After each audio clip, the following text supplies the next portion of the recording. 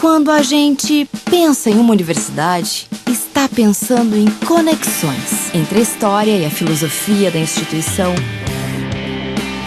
entre a estrutura e a equipe, entre os cursos e as necessidades do mercado. Tudo isso conectado a algo maior, que é fazer o bem. Então, se você pensa que é fácil escolher uma universidade, acertou. Faça Unimes, a universidade do seu tempo. Está entrando no ar o programa Prata da Casa, com Gabriele Pontes. Olá, ouvintes da Rádio Unimes. Estamos iniciando agora o programa Prata da Casa. Aqui você conhece um pouco mais as personalidades que fizeram e fazem parte da nossa instituição. E o nosso convidado de hoje é o professor Adilson Gomes. Ele é licenciado em Letras, Português e Espanhol, possui especialização no ensino espanhol para brasileiros pela PUC e está cursando atualmente mestrado em Linguística pela Unifran. E é também docente da nossa instituição, a Unimes, Universidade Metropolitana de Santos, e atuando nas modalidades presencial e à distância. E hoje nós vamos conversar sobre como foi o seu percurso na língua espanhola na sua vida, a sua coordenação na Secretaria Estadual de Educação, o CEL, a sua famosa coleção de carrinhos, além de diversas coisas que nós iremos descobrir aqui hoje sobre a vida do Adilson. Obrigada por você aceitar nosso convite e bater esse papo com a gente hoje. Sí, yo quiero agradecerles la invitación y felicitarles a la universidad por el proyecto de la radio Unimes y agradecer a todos que nos escuchan desde sus casas. Ainda bem que espanhol entende um pouquinho. Sim, obrigado pelo convite. Obrigada, gente, por você aceitar e bater esse papo. E a gente queria um pouco conhecer o Adilson, pessoa, digamos assim. Conta pra gente como que foi a sua infância. Você é aqui de Santos, você é de São Vicente, é de Cubatão. Da onde você veio, Adilson? Então, eu nasci aqui em Santos, mas eu vivi grande parte da minha vida em São Vicente, na área continental de São Vicente. Uhum. E eu tive uma infância tranquila, né? Não era uma criança muito agitada, era até um pouco pacato, bastante pacato. E na adolescência eu fui estudar em Cubatão, porque naquela época era o acesso a Santos, a São Vicente, Sim. era mais complicado. Então todos nós que morávamos na área continental de São Vicente tínhamos mais facilidade Sim. de estar em Cubatão. Então eu fui estudar em Cubatão na minha adolescência. Estudei na escola Afonso Schmidt, que é uma das grandes paixões da minha vida. Não, e Cubatão sempre teve uma ótima educação, né? Sempre foi exemplo. Exemplo de educação. O município sempre teve vários projetos voltados para a educação e para as artes. E eu fui estudar em Cubatão. Estudei no Colégio Afonso Schmidt, onde eu fiz o curso de magistério. Né? Estudei na Estação das Artes, fiz legal. Óleo sobre Tela, carvão, nanquim, quadrinhos. Que para quem não sabe, você também fez até exposições. Conta um pouquinho pra gente. Como é que foi essa fase da sua vida? Então, a Prefeitura de Cubatão, ela promovia algumas exposições de artes dos alunos da Estação das Artes. Nossa, quantos anos você tinha nessa época? Eu acho que eu tinha uns 16. Nossa, novo. 17. Então, tudo que nós produzíamos na Estação das Artes, né, nós tínhamos um incentivo muito grande de uma querida professora que eu tive, né, a Julieta Wisinewski, e nós produzíamos os quadros, as figuras e expunhamos lá na Prefeitura de Cubatão. Né? Eu não sei se ainda existe essa exposição, mas eu acredito que sim. Sim. A arte foi muito presente, né, na sua adolescência. Você também Sim. tocou piano. Foi muito tempo, foi pouco tempo. Hoje em dia, se você pegar um piano, você consegue teclar ou ainda é aquela coisinha muito inicial? Toco pouquinho, mas assim, muito pouco. Mas por que o piano? O que aconteceu? Então, eu sempre tive fascinação por piano. E aí, quando eu fui estudar em Cubatão, tinha o conservatório. Sim. Né? E aí eu me inscrevi no conservatório e nunca consegui entrar, porque era muito concorrido. Sim. Aí um dia eu resolvi mudar de instrumento. E fiz o concurso para flauta. E entrei na flauta doce, consegui a vaga. E aí eu não sei por que cargas d'água, na hora da matrícula apareceu a diretora do conservatório. E eu conversei com ela sem saber que ela era a diretora. Isso com 16 anos? Com 16 anos. Aí eu falei para ela, falei assim, olha, estou fazendo a matrícula para flauta, mas o meu sonho era fazer piano. E aí ela olhou para a secretária e falou, guarde uma vaga de piano para ele. Olha, aí no outro semestre... É o destino, é o né? destino, é. Aí no outro semestre eu comecei a estudar piano no conservatório. E aí eu estudei 3 anos, mas aí eu tive que parar, porque por conta da universidade, começa a estudar, aí tem uma carga maior de responsabilidades, Sim. de trabalho, aí eu tive que parar. Mas em casa eu ainda toco. Olha que legal. Umas músicas do Roberto Carlos. Ah, legal. Soubesse trazer aqui um piano para você tocar pra gente. Ia ser ótimo, né? E os seus pais? Eles também são da área da educação? Não. Minha mãe é cabeleireira, ela é aposentada. Sim. E meu pai é eletricista. Né? Eu venho de uma família bastante simples, porém uma família bastante acolhedora e que incentiva que as pessoas estudem, que se esforcem. Né? Os meus primos ficam muito satisfeitos quando eu digo que vou a algum congresso, que estou no mestrado. Eles sempre dão aquele incentivo. Né? Então isso é muito importante, Sim. muito bom na minha Sim, família. sim. Meus pais também. E você tem uma irmã? Tenho uma irmã, inclusive ela estuda aqui, ela faz música aqui. Ai, que legal. A minha irmã Ela faz aqui na virtual? Aqui no virtual. Que legal. A minha irmã terminou todo o conservatório. Ela fez o quê? Ela fez piano. Piano. Ela toca divinamente. Ela toca muito bem. Que legal. E ela está terminando o curso aqui. E ela também ela faz um curso de regência. Então ela é mais focada para essa área da música. Ela conseguiu concentrar os estudos na área da música. E para quem não sabe, você quase fez farmácia. Quase, Mas faltou explica pouco. pra gente como é que foi isso. Então, o meu primeiro emprego foi na antiga drogaria Iporanga. Hoje em dia mudou o nome, eu não sei qual é o nome agora, né? E a drogaria Iporanga, quando eu trabalhava na Iporanga, eu estudava, fazia letras na Unisantos, e no mesmo prédio tinha o pessoal da farmácia. E eu adorei trabalhar na área da farmácia, né? Então eu quase mudei o curso para fazer farmácia. Nossa, porque mas nada a ver. Nada a ver. Mas eu me encantei muito com o trabalho na drogaria, né? Aquele trabalho de atender as pessoas. Às vezes as pessoas chegavam com muita dor, precisava tomar uma injeção. Outros nem conseguiam se dirigir à farmácia. Ligavam e pediam que nós Antigamente fôssemos... onde se dava injeção, né? Hoje em dia não dá Isso, injeção, não não pode sei indicar mais. nada, nenhum remédio, não pode nem tocar no Nem nome. tocar, né? Não, antigamente podíamos. Uhum. Então eles ligavam e eu ia até a casa das pessoas, fazer uma aplicação.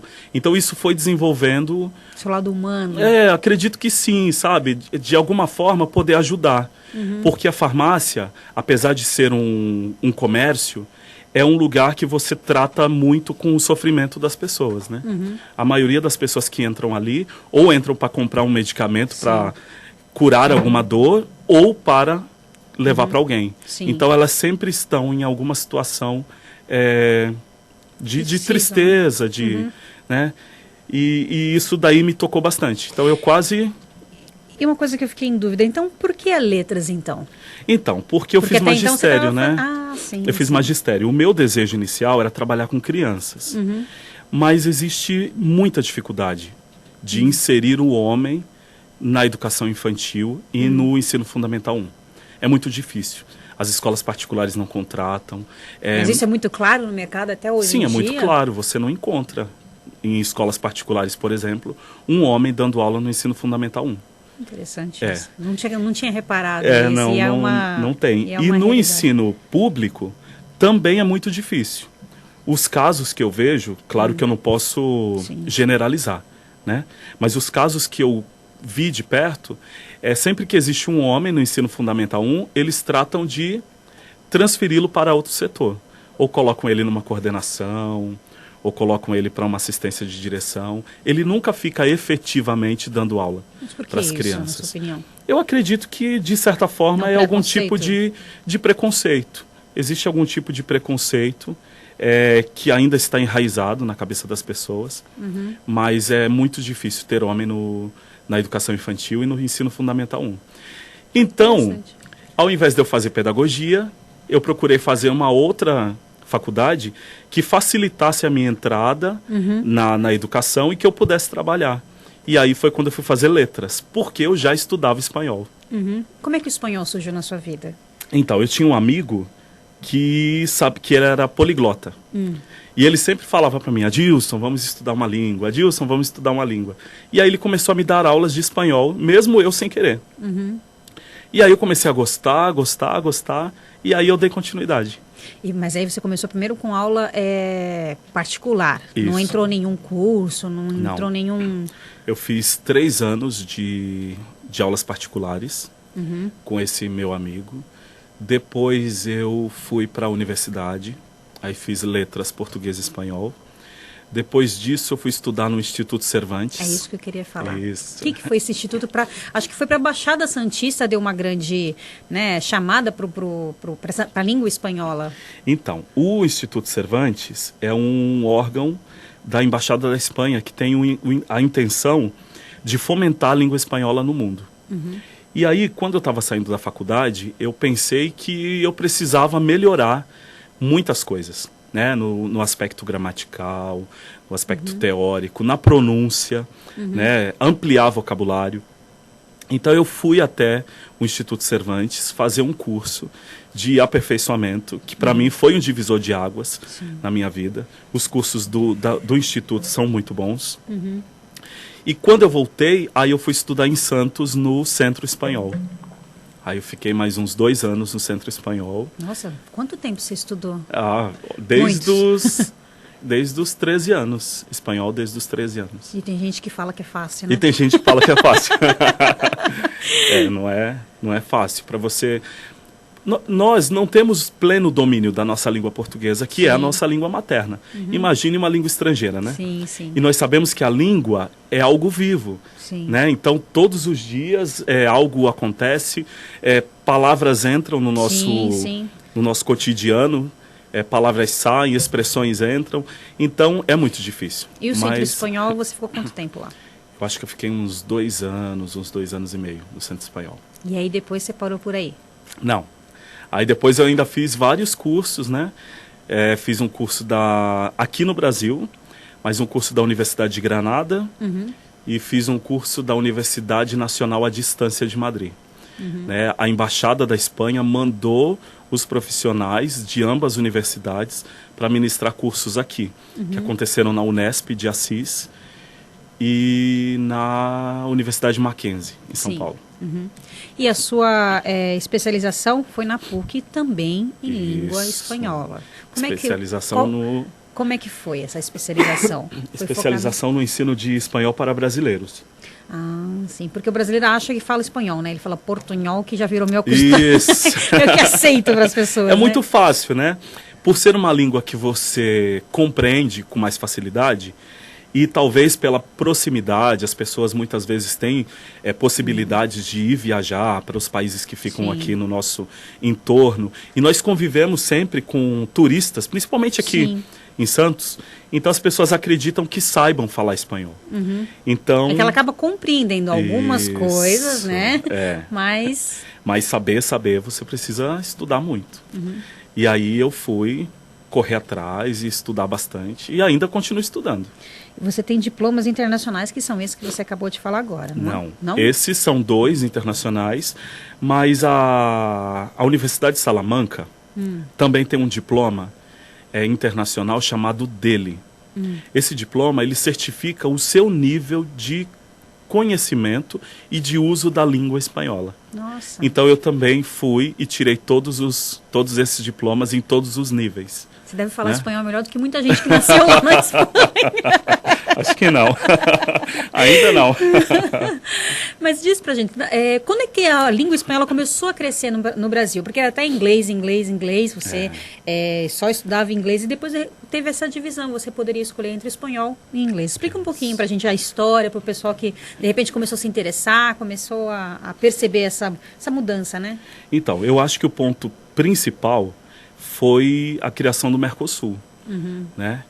Porque o Mercosul, ele alia dentro de bases comerciais alguns países. Hoje em dia eu não sei quais são os países que estão envolvidos, porque é muito comum um país entrar, país sair, né? E na época, quando uniu Argentina, eu acredito que Uruguai, Brasil e depois o México, existia uma cláusula na legislação que dizia que todos os países envolvidos nesse acordo deveriam estudar a língua do outro. Então criou-se uma lei, acredito que é a 11.164, tenho quase certeza disso, que instituía a obrigatoriedade do ensino da língua espanhola no ensino médio aqui no Brasil. Né? Anterior a isso, muito anterior a isso, a Secretaria da Educação do Estado de São Paulo, ela já vinha na intenção de fomentar o estudo da língua espanhola. E para isso ela criou os Centros de Estudos de Línguas. Então houve um movimento entre a Secretaria da Educação e as universidades. Houve uma reunião onde a Secretaria solicitou que as universidades passassem a oferecer a língua estrangeira espanhol nos seus currículos, para que existisse demanda na hora que a coisa começasse a fluir. Tivesse pessoas, né, no mercado. Isso, tivessem profissionais para dar essas aulas.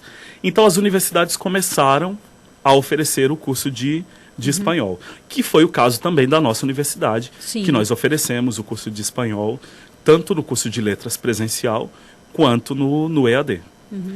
E depois, tem vários outros aspectos secundários, mas que ajudaram a crescer, como a questão cultural. A Espanha é um dos países que mais recebem turistas no mundo, né, logo depois da França. Então, todos esses aspectos foram se unindo aqui na Baixada. O crescimento foi muito grande por conta do porto. Sim, né? sim, a gente está num espaço, né, que... Isso, por causa do turismo, né? Nós temos muito turismo aqui. Então, tudo isso facilitou para o desenvolvimento da língua espanhola. Hoje em dia, nós temos em quase todas as escolas particulares daqui da nossa região, da Baixada Santista, o curso de espanhol no ensino médio, e muitas delas no ensino fundamental. As escolas de idiomas já oferecem o espanhol, mesmo aquelas que só oferecem 2 línguas, o espanhol é uma delas, é uma língua forte. E agora, com a ampliação dos centros de línguas, nós temos centros de línguas em todas as cidades da Baixada Santista, né, o que facilita o estudo de uma língua estrangeira, principalmente do espanhol, para os alunos da rede estadual, e de forma gratuita. Sim, isso é ótimo. E você é coordenador, né, do CEL. Queria saber como é que surgiu o convite, como você está atuando atualmente lá? Então, eu trabalho no CEL desde 2001 como professor, e eu passei por quase todos os CELs que existiam na época, né? Então eu dei aula no Centro de Línguas do Martim Afonso, em São Vicente. Eu dei aulas no Centro de Línguas do Olga Cury, aqui em Santos. E aí eu fui para o Centro de Línguas de Itanhaém, o Benedito Calixto. Fui trabalhar com a professora Rosana Gianotti, né? Coordenadora do CEL até hoje. E quando eu estava lá, houve essa ampliação dos centros de línguas. E foi inaugurado um centro de línguas na Praia Grande. E aí surgiu a oportunidade, eu fiz uma entrevista, passei e estou lá no CEL desde então, desde 2010. E como é que você atua? Como é que estão os planos para essa língua crescer cada vez mais? Então, lá no CEL, nós oferecemos hoje o curso de inglês, espanhol e francês. Eu tenho uma média de 500 alunos matriculados da rede estadual. Tudo de graça, tudo de graça, tudo oferecido pela Secretaria da Educação, material, as apostilas, os livros. E o crescimento, ele vai, como é que eu posso dizer? É natural. Ele vai ocorrendo de acordo com a divulgação que nós fazemos. Sim. Mas o papel principal da divulgação são os nossos próprios alunos. Sim, sim. Né? Então, nós temos muitos alunos que já estão inseridos no mercado de trabalho, trabalhando com a língua que aprenderam lá no CEL conosco. Nós temos muitos ex-alunos também que já estão trabalhando. E alguns alunos que ganharam bolsas de estudos também da Secretaria Estadual de Educação para a Europa. Olha que legal. Então, ano passado, a Secretaria nos ofereceu aqui para a Baixada, para a Diretoria de Ensino de São Vicente, 9 bolsas de estudos, e 6 bolsas saíram do Centro de Línguas que eu coordeno lá, o Reinaldo Contes. Isso é uma prova que faz as pessoas que se destacam mais. Os alunos se inscrevem, fazem uma prova, e aqueles que se destacam fazemos uma classificação, e eles ganharam essa bolsa de estudos de 3 semanas na Europa. Olha, Foram 3 alunos para a Inglaterra, 2 para a Espanha e 1 para a França. E que idade os alunos têm, em média? Os alunos têm, em média, de 14 a 18 anos, em média. Sim. Mas eu tenho alunos bem mais velhos, porque eu posso atender alunos do EJA, do CEJA. Sim, sim. Então eu tenho alunos de 40 anos, alunos de 50 anos. Para quem está ouvindo, a gente ficou hiper interessado. Tem alguma maneira de entrar no site? Então, precisa procurar o site da diretoria de ensino da sua cidade. Todas as cidades têm os centros de línguas. Então, aqui em Santos tem vários centros de línguas, tem o Olga Cury, acho que tem outros 2, eu não sei bem o nome. Em São Vicente nós temos o Centro de Línguas Martim Afonso, na Praia Grande o Reinaldo Kuntz Busch, em Mongaguá o Aida Leda, em Itanhaém o Benedito Calixto, é só ligar lá para a Rosana, e em Peruíbe tem o Otoniel Junqueira. Então tem bastante opção para o pessoal. pessoal. Tem muitas opções para as pessoas estudarem, fazerem uma língua e sair do ensino médio com mais possibilidades de entrar no mercado de trabalho com um emprego bem melhor, né? mais legal, ter alguma coisa para pôr no seu currículo, melhorar o seu currículo. Sim. Porque, na realidade, mais que a pessoa esteja no curso médio, ela acaba não aprendendo tanto a língua, né? Sim. Porque você demorou quanto tempo para falar o espanhol, muito né? Então, tempo. não é uma coisa que, durante, sei lá, a sua formação, você consiga ser especialista. Então, é uma dica muito legal. É muito legal. E no CEL, você sai com um diploma. É como se fosse um curso profissionalizante. Né? Você pode trabalhar com aquela língua que você aprendeu. Nós temos alunos trabalhando com comércio exterior, fora do país e aqui também. Nós temos alunos trabalhando em secretarias de turismo. Olha que legal. E tem vários outros cursos que, de repente, pode fazer necessário. É preciso você saber uma língua hoje em dia, né? Acho que não só por cursos de letras, de turismo, ainda diversos outros aí o de comércio exterior, que você também ministra aqui, não é isso? Você ministra na presencial. Isso, aqui na Unimes nós temos o curso de Administração de Empresas e Comércio Exterior. Para esses 2 cursos é extremamente importante você saber uma língua estrangeira. Sim. Se nós levarmos em consideração o número de empresas que existe no nosso país que são estrangeiras, alguns bancos, inclusive, operadoras de celular, editoras. Então, é extremamente importante você saber uma língua estrangeira.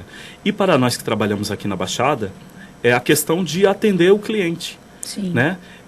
Quando você trabalha principalmente no comércio, você tem muitos estrangeiros. Sim. E a língua estrangeira ela é importante em qualquer lugar, né? Para você fazer uma viagem, para você ler em outra língua, porque amplia muito os seus horizontes, a sua cultura. Sim. Então eu acredito que aprender uma língua estrangeira hoje em dia é essencial, né? Essencial, eu acho essencial.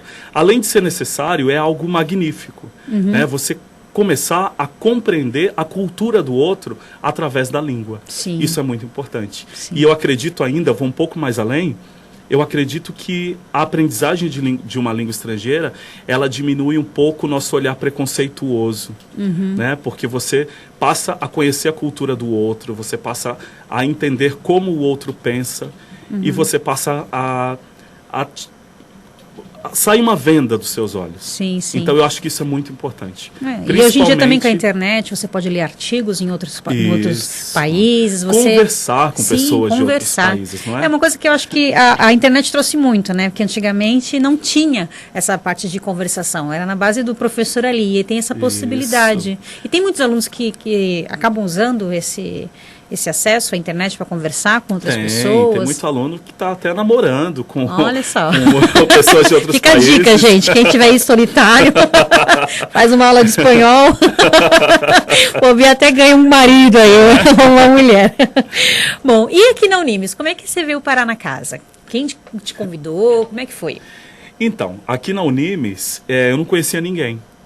Eu mandava o meu currículo para cá toda segunda-feira. Porque segunda-feira é dia de procurar emprego. É dia de procurar emprego. Então, toda segunda-feira eu enviava o meu currículo por e-mail para a coordenação do presencial, da face. Sim. E eu mandava toda segunda. Aí um dia o coordenador me ligou Eu fui até lá. Quem era o coordenador? Era você o lembra? Beze. Ah, sim, Era sim. o Beze. E aí eu fui lá na coordenação e o Beze olhou para mim e falou assim, olha, tenho acompanhado o seu crescimento profissional durante algum tempo. E aí ele apontou para a mesa dele, tinham vários currículos meus impressos na mesa dele. E aí ele perguntou se eu queria trabalhar com eles. Uhum. Aí eu aceitei de pronto e comecei a dar aulas no curso de comércio exterior. Né?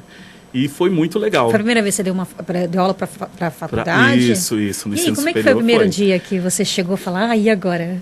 Então, foi o primeiro ano que você deu? Não, foi já fui direto para o 4º ano de comércio exterior. Olha só, E podia falar bobagem, hein? Além de ter todo aquele nervoso, toda aquela apreensão, quando eu cheguei na sala de aula, o meu primeiro professor de espanhol estava na primeira fila. Ou seja, eu ia dar aula para o meu primeiro professor de espanhol, que era aquele rapaz que me dava as aulas particulares. Nossa! Foi. E aí foi muito bom, o curso foi bom, os alunos eram assim, espetaculares, muito acolhedores, bastante estudiosos. Muitos alunos já estavam no mercado de trabalho, então eles entendiam a necessidade de uma língua estrangeira. Muitos alunos me relatavam questões como perdi uma promoção porque não sabia falar uma língua, perdi um emprego bom porque eu não tinha conhecimento de uma língua estrangeira. Então tudo isso facilitou o trabalho. E foi aí que eu comecei a trabalhar com espanhol comercial. Sim. Que eu nunca tinha trabalhado. Que tem linguagem, às vezes, específica, né? Específica, né? Tem vocabulários e expressões específicas para cada área. E aí eu comecei a trabalhar com o espanhol comercial e hoje em dia é a área que eu mais gosto, né? Trabalhar com espanhol para fins específicos. Olha que legal. Né? Porque a gente pode trabalhar com espanhol como língua estrangeira, para que as pessoas aprendam tudo que elas precisam para se comunicar, e também com espanhol para fins específicos que ela vai aprender para o trabalho. Então isso é muito gostoso. E hoje em dia eu continuo fazendo esse trabalho. Agora presencial no também. Presencial, isso ampliou para o curso de administração de empresas, e nós desenvolvemos uma série de trabalho, um trabalho bastante focado na área de trabalho, tanto na administração quanto no comércio exterior. E aí, como é que você veio para aqui na virtual?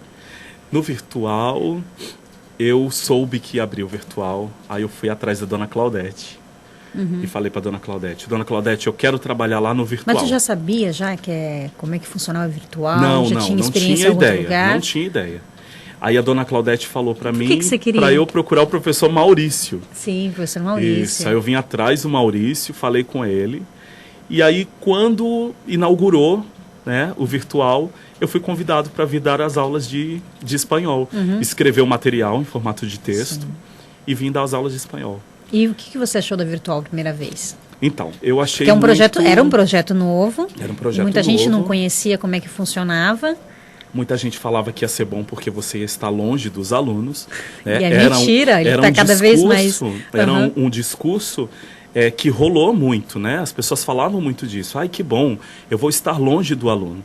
E eu não conseguia entender esse discurso. Como é que alguém que escolhe a sua profissão, lidar com pessoas, quer estar longe dos alunos?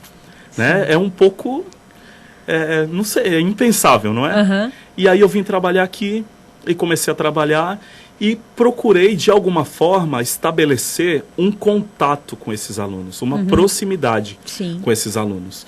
E, por incrível que pareça, é muito gostoso trabalhar no ensino virtual. Né? Você, ao mesmo tempo que existe um distanciamento físico, porque você não vê o seu aluno, você não tem contato pessoal com ele, mas você muitas vezes tem um contato muito mais estreito por meio da plataforma. Você consegue tratá-lo individualmente, coisa que muitas vezes não é possível numa sala presencial. Né? Porque você tem ali 40 e você tem que dar a sua aula, você tem que explicar, você tem que corrigir a prova, né? E no virtual não, você tem um canal de contato direto com esse aluno. Então você consegue conversar com ele, você consegue elencar para ele quais são as dificuldades que ele apresenta. Você consegue também dar o feedback e mostrar para ele que ele está melhorando né, as dificuldades, ele está evoluindo. Então é muito prazeroso. E eu fui aluno também. Sim, tu foi aluno daqui da... Fui aluno aqui da Unimes. Você fez o quê? Né, eu fiz pedagogia. Olha que legal. Fiz pedagogia. Foi uma experiência muito boa. Você fez a pedagogia presencial ou virtual? Virtual. Eu fiz a pedagogia virtual. Você já começa a olhar com outro olhar, né? Isso, então. E eu tinha também essa necessidade de ver como funcionava o outro lado, né? Porque todos os cursos que eu havia feito até então foram presenciais. E aí eu fiz o curso à distância. Eu fiquei muito satisfeito com o curso que eu fiz aqui. Legal. E se eu tinha alguma dúvida a respeito de virtual, ela se dissipou.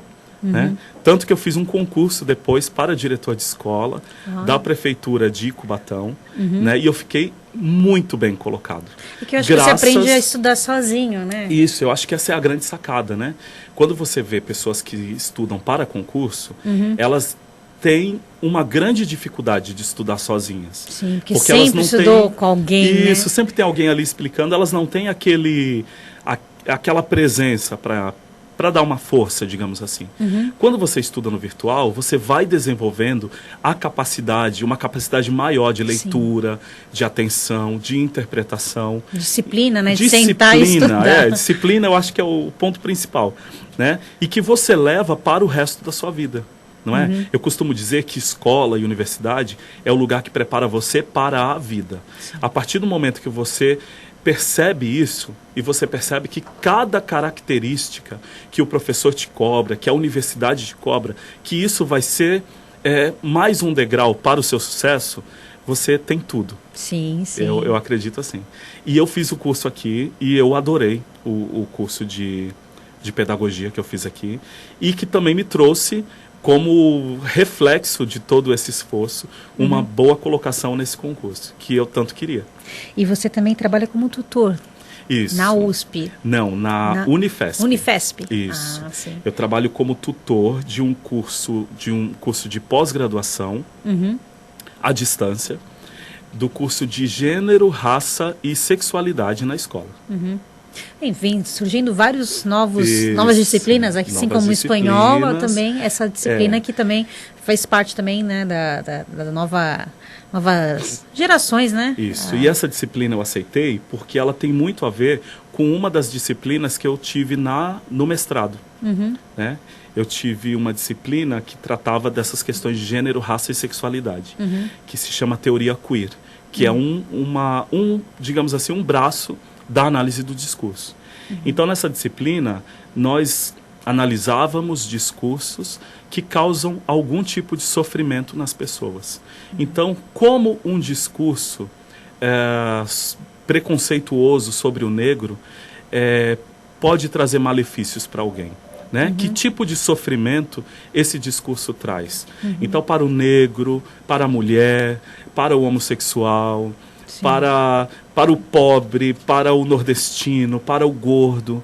Então, existem várias vertentes que envolvem esse trabalho na teoria queer. É interessante que o nosso país é uma mistura total, né? Sim, sim. Ser humano é ser humano em qualquer lugar, em qualquer lugar. E eu acho que nós temos um papel social de lutar contra o tratamento desigual, né? Sim, sim. Nós todos somos iguais.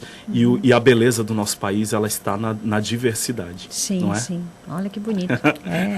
Isso aí é realmente, infelizmente, algumas pessoas não conseguem entender, né? E falando um pouquinho do seu mestrado, então, meu mestrado, a minha qualificação vai ser agora no dia 10 de dezembro. Eu estou trabalhando com a constituição do sujeito executivo no mundo corporativo, de acordo com o discurso da revista HSM. Então, eu estou trabalhando, fazendo uma pesquisa com base em Foucault, com a minha orientadora, doutora Luciana Carmona Garcia Manzano, minha professora espetacular, e nós estamos desenvolvendo esse trabalho, que também está bastante voltado para a questão dos cursos aqui, né, de administração e comércio exterior. Sim. Né? Inclusive você auxiliou, né, umas alunas aqui da universidade. Isso, elas deram uma sorte, né? Como é que elas estavam fazendo um trabalho sobre a liderança corporativa, e nós fizemos um trabalho, elas fizeram um trabalho para demonstrar hoje em dia a questão do que é ser líder e do que é ser chefe. Né? Isso está muito marcado, né? Está muito marcado hoje em dia, Sim. né? Hoje em dia a sociedade, eu não vou dizer que ela não aceita, mas ela repudia muito. Não só a sociedade, como as empresas, as instituições. Sim. O papel do chefe, aquele que só manda, que só dita as regras, e é aquele que não ajuda. Então o líder, ele tem esse papel de ajudar a empresa Sim. a alcançar os seus objetivos. E para isso, todos os funcionários trabalham juntos. Não existe essa diferença de quem é funcionário e de quem é diretor. Né? Existe esse discurso agora do líder, que o líder, ele fala nós, ele se inclui no trabalho e na motivação. E hoje em dia também existe esse discurso muito forte da questão da felicidade, né? Hoje em dia as pessoas querem ser felizes em todos os setores da vida. Sim. E o trabalho é um ponto muito importante, porque as pessoas passam muito tempo no trabalho. Trabalhando do que então em casa, você não né? consegue render se você está num ambiente de trabalho que você não está feliz, que você não está satisfeito, que você não é valorizado, que a sua voz não é ouvida. Sim. Então, esse discurso da felicidade, do bem-estar no trabalho, ele está muito marcado. E aí, em detrimento disso, vão surgindo muitos estudos científicos que tratam da análise dos discursos, de revistas como a HSM, que tratam de constituir um sujeito executivo, contemporâneo, um sujeito que esteja linkado com todas essas questões sociais e que tenha um olhar diferenciado para os sujeitos que trabalham com ele. E você acha que a população está preparada para isso? Porque a gente ainda tem muita gente no mercado de trabalho que é das antigas, né? Sim. Que é o chefe, é o Sim. horário, é sei lá o quê.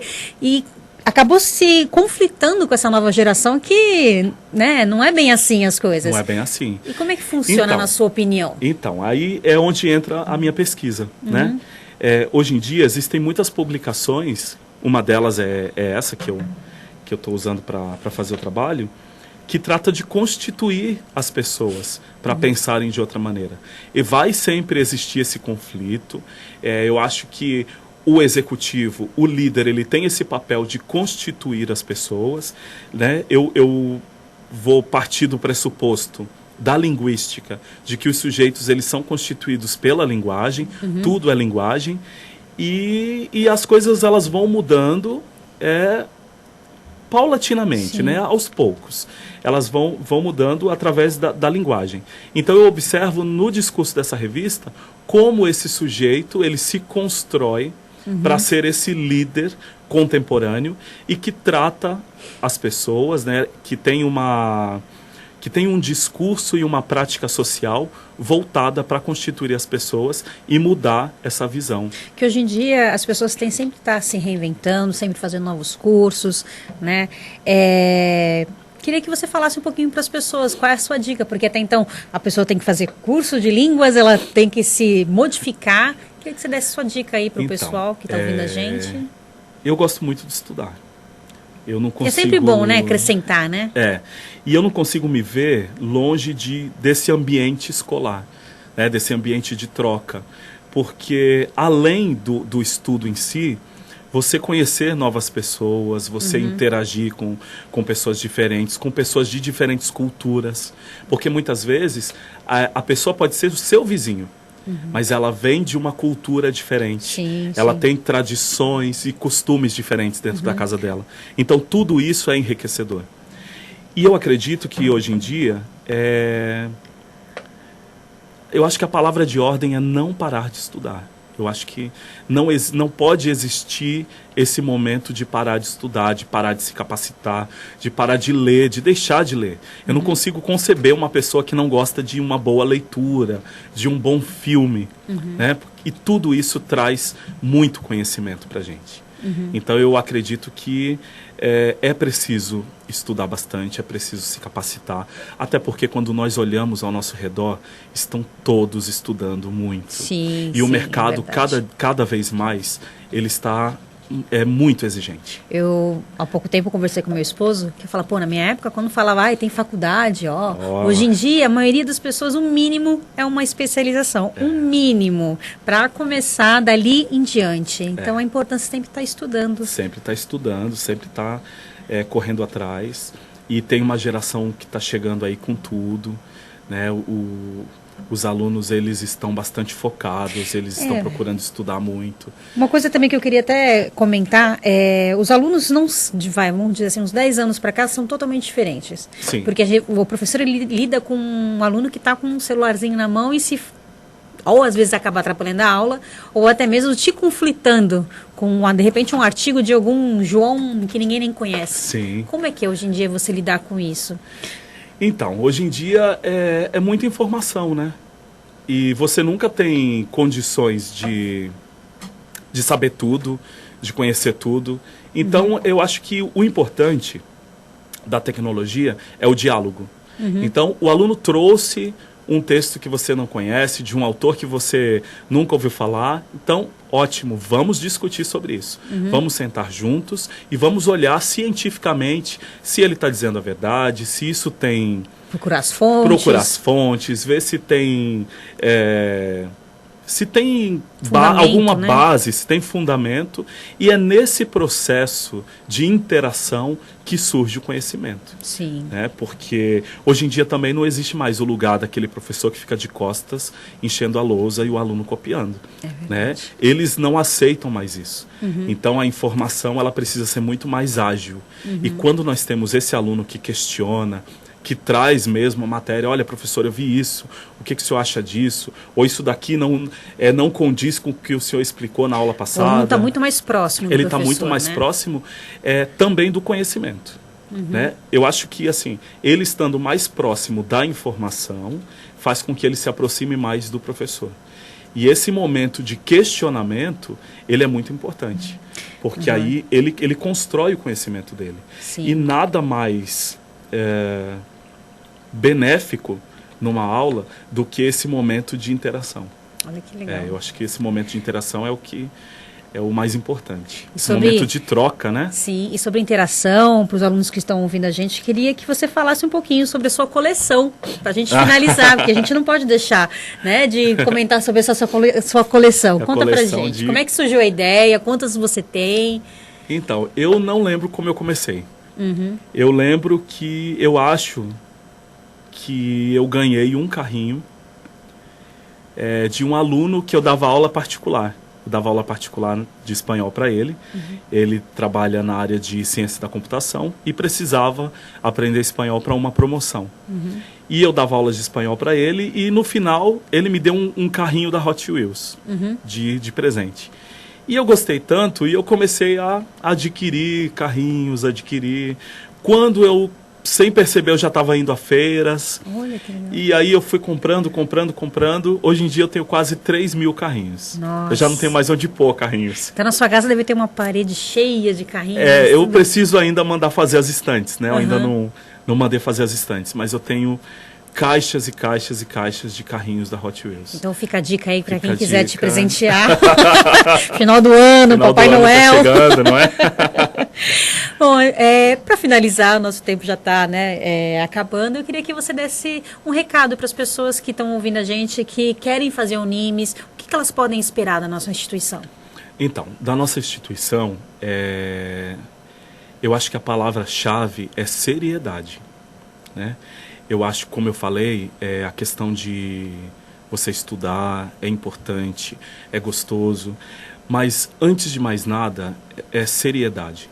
Quem gosta de estudar e quem não gosta também precisa ter foco. Não adianta só vir para a universidade. Então, quando eu digo seriedade, eu digo isso do ponto de vista do meu trabalho, do trabalho dos meus colegas, de um corpo docente extremamente capacitado, professores espetaculares e professores, acima de tudo, humanos. Né? Eu acho muito complicado você ter um professor que não conversa com você, que não dialoga, que você não sabe quem é. Sim. Né? Então, o nosso corpo docente ele é extremamente capacitado, são pessoas extremamente abertas ao diálogo, pessoas que têm desejo de ampliar o conhecimento, ampliar a nossa visão de mundo, a nossa visão científica e tecnológica. E voltando para a questão da seriedade. Aqui, acima de tudo, é uma universidade séria, que se preocupa efetivamente não só com o que você aprende aqui hoje, mas como você vai se virar amanhã com o conhecimento que nós oferecemos aqui. Isso é muito importante. Então, nós nos preocupamos muito como vai ser, por exemplo, né, eu que trabalho mais na área da educação, né, como o meu aluno vai dar uma boa aula amanhã, como ele vai conseguir dar continuidade nos estudos dele em uma pós-graduação, em um mestrado, em um doutorado. Quais os conteúdos são necessários para ele passar bem em um concurso público. Então, nós nos preocupamos não só com hoje, mas com amanhã do nosso aluno. Porque não existe nada mais gratificante do que você estar andando na rua, num shopping e encontrar um ex-aluno seu super bem sucedido. Esse é o nosso foco aqui dentro. Pelo menos é o meu. Olha que legal. Bom, Adilson, eu queria te agradecer. Muito obrigada Obrigado. pela sua presença, por você bater esse papo com a gente. Foi super prazeroso. Que você continue aí com seu mestrado, doutorado, estudando colecionando carrinhos. Bom, gente, nosso programa vai ficando por aqui. Espero que vocês tenham gostado do nosso programa. Lembrando, gente, curtam a nossa página no Facebook, Prata da Casa. Lá vocês podem acompanhar outras entrevistas que nós fizemos, além dessa aqui, que vai estar postada. Prata da Casa tem direção de Estênio Lousada e é apresentado por Gabriele Pontes. O programa de hoje vai ficando por aqui. Um abraço a todos e até mais. Quando a gente pensa em uma universidade, está pensando em conexões entre a história e a filosofia da instituição, entre a estrutura e a equipe, entre os cursos e as necessidades do mercado. Tudo isso conectado a algo maior, que é fazer o bem. Então, se você pensa que é fácil escolher uma universidade, acertou. Faça Unimes, a universidade do seu tempo.